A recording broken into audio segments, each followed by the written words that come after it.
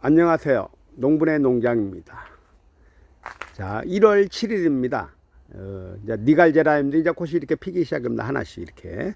이게 메들룻이라는 건데, 이렇게 하나씩 피기 시작합니다. 자, 니갈제라늄 같은 경우는 순을 많이 잘라주거나 아니면은, 순치기를 많이 하거나 삽목을 많이 한 것들은 꽃이 잘 안 필 수가 있습니다.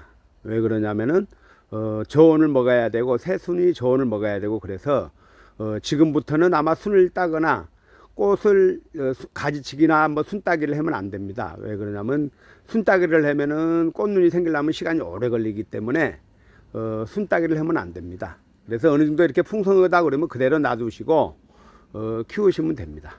이 제라늄도 마찬가지입니다. 제라늄도 순을 자꾸 따거나 가지치기를 하면은 꽃이 잘 안 피기 때문에 그대로 이렇게 관리하면 됩니다. 그리고 이제 1월 한 7일 정도 지나면 이제 동지 지난 지 거의 한 7, 8일, 거의 20일 가까이 지나갑니다. 이제 지금부터는 온도가 서서히 올라가기 때문에, 이제 물도 자주 줘야 됩니다.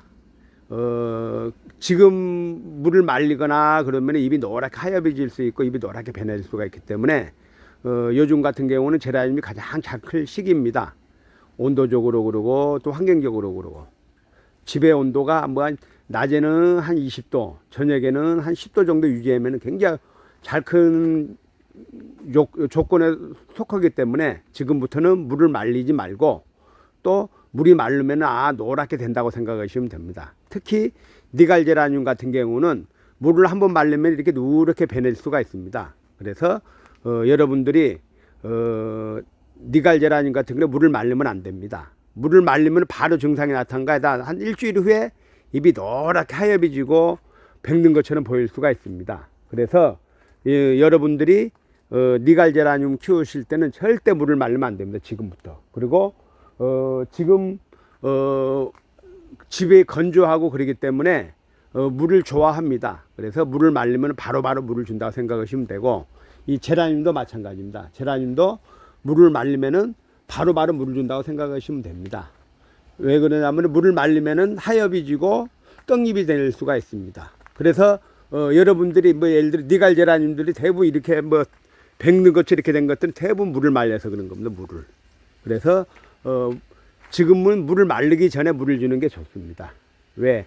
잘 마르기 때문에. 그래서 여러분들이 키울 때 물을 말리지 말고 키우고, 또 특히 이제 1월 한 20일 넘어가서는 낮의 온도가 아마 좀 높아질 겁니다. 그럴 때는 물을 약간 이제 한번 2시 넘어서나 3시 넘어서 물을 주고, 지금까지는 뭐 오후 뭐 12시에서 1시에 2시 사이에 줘도 괜찮지만은 낮의 온도가 높아지면은 물은 또 뭐 3시 이후로 주는 게 좋습니다.